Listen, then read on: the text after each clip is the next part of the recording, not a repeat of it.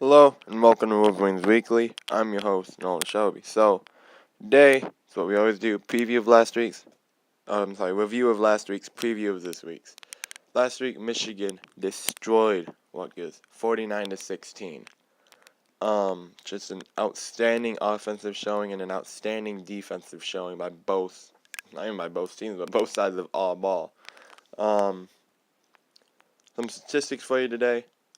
Jake Ruddick was 18 of 25 passing for 2 touchdowns.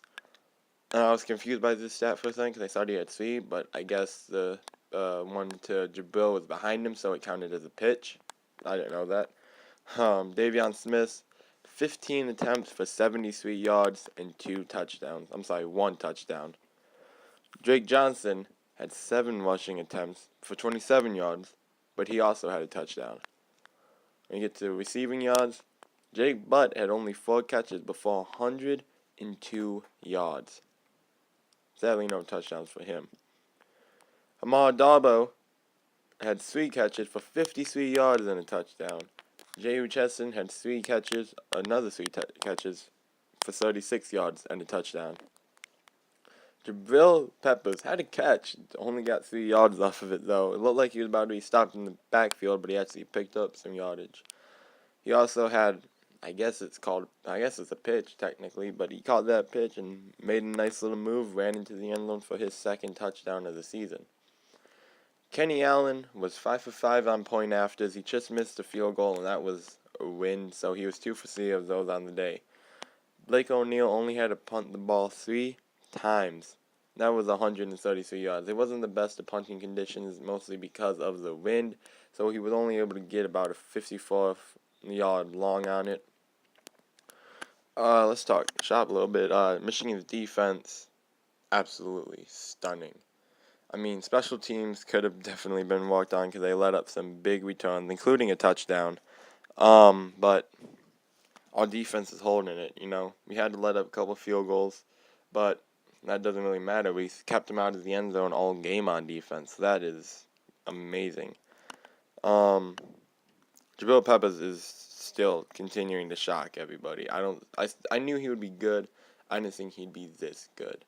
To quote defensive coordinator DJ Durkin, he said Peppers is just scratching the surface, and so that just shows how much more potential he has. That he's not even really at his full potential. And of course, for this week, we are going to be playing Indiana Hoosiers. This is looking out to be a good game. Indiana isn't the best team when it comes to defense, but on offense, they have some pretty explosive players and running backs, receivers, and amazing quarterback, one of the best in the Big Ten, honestly. When, they may not be the best team, he's definitely lighting it up at the quarterback position. So, our defense is really going to have to hold strong, and if our defense holds strong and if they keep Indiana's offense off the field and just let our offense take over, if we can chew off clock, should be a good win for us. I was close last week. I predicted pretty much the halftime score. I found that I pretty much just predicted the halftime score last week. So this week, I am going to predict another 35 for Michigan, and 7 for Indiana. I think our defense is going to hold pretty well. We're going to let up a couple big plays, which, actually, I'm changing that, 35-10, because I think that we are going to let them get a field goal. So, I'm going 35-10, Michigan. As you know, I suck at predicting, so don't try to make a bet off of that. That's pretty much all that I have to say for this week. Thank you guys for watching.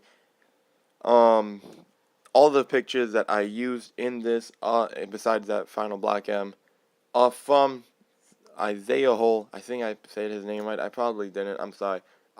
He is on Twitter. I will link to him in the description of this. So, thank you guys for watching. It means a lot. Don't forget to click subscribe and like the video. And until next time, go blue.